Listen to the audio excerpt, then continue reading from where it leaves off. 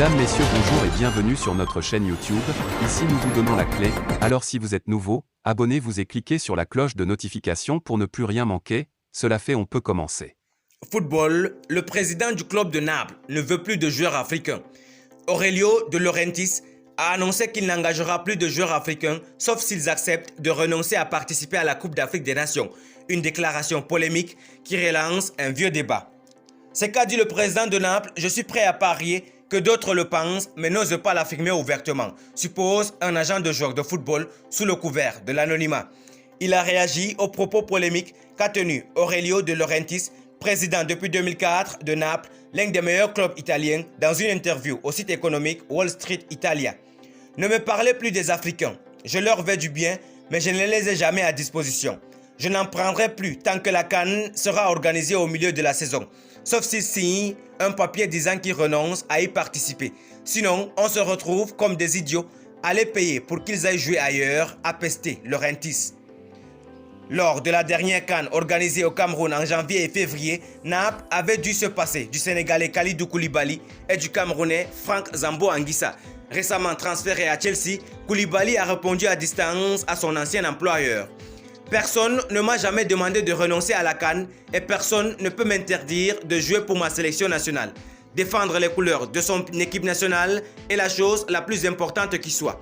Les gens doivent faire preuve d'un peu plus de respect, a prévenu le capitaine des Lions de la Teranga.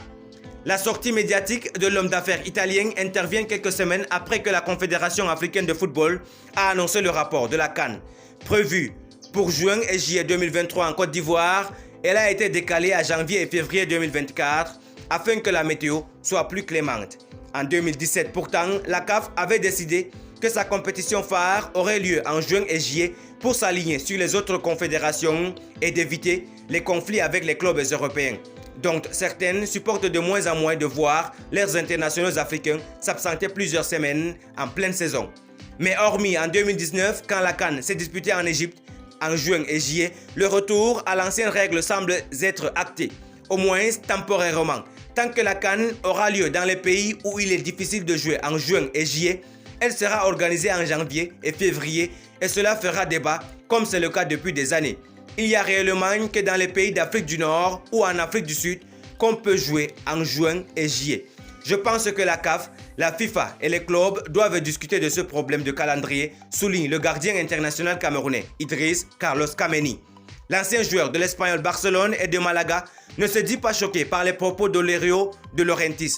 On peut le comprendre, il n'est jamais facile pour un club de voir plusieurs de ses joueurs partir en pleine saison disputer une compétition avec leur sélection nationale. Laurentiis sait parfaitement qu'en recrutant des joueurs africains, ceux-ci peuvent être sélectionnés pour discuter une CAN. Il ne fait pas preuve de mauvaise foi, il donne juste son avis. Il n'est pas le seul à penser ainsi, poursuit Kameni. À l'approche de chaque phase finale de la CAN, il n'est pas rare que des clubs fassent plus ou moins pression sur des joueurs pour tenter de les dissuader de participer au tournoi, souvent sans succès. Après la CAN 2008, je devais signer à Tottenham et on m'a demandé si je comptais disputer la CAN 2010 en Angola. J'ai répondu par l'affirmatif et le contrat n'a pas été signé. Merci pour votre aimable attention. Si vous êtes nouveau, n'oubliez pas de cliquer sur la cloche de notification et de vous abonner à la chaîne. Merci et à très bientôt pour une nouvelle vidéo.